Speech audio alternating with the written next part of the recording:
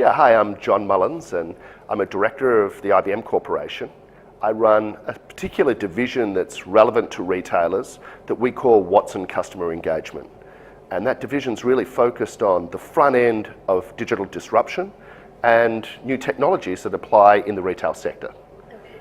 And according to you, what are the new technologies that retail sector wants and where is IBM fitting in? It's actually interesting. I kind of seeing three main trends when it comes to technology and new capabilities that are being disruptive within the retail sector. I think the first one really is around experience and user experience.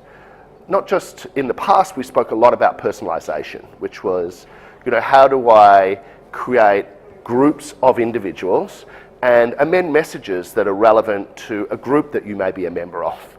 I think really where we're seeing this one change is from the move from personalization to the move to individualization, particularly in a digital context. So what that really means is going from a group audience that some marketer has decided for whatever reason that you're a part of to treating you as an audience of one. And I guess where IBM plays in this, in cognitive technologies, is to allow retailers to scale that. It's quite difficult to do that at scale and to treat all of your customers in a digital world as an audience of one. But I think that's trend number one.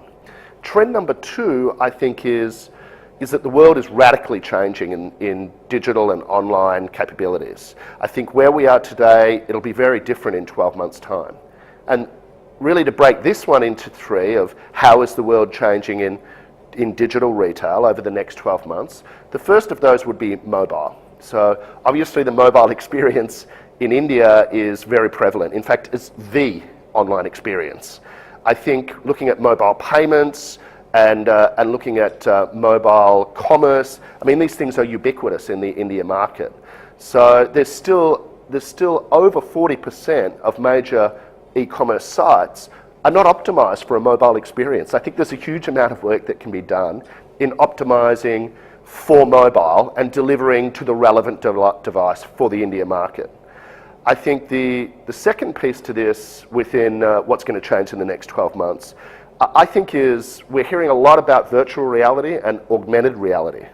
So virtual and augmented reality, I think, is truly immersive, and we're really beginning to see some great use cases of AR, augmented reality, being used in retailers in India online, such as at ABOF, where they're enabling virtual fitting rooms so that you can virtually try on a whole range of new clothing and really give consumers that great experience.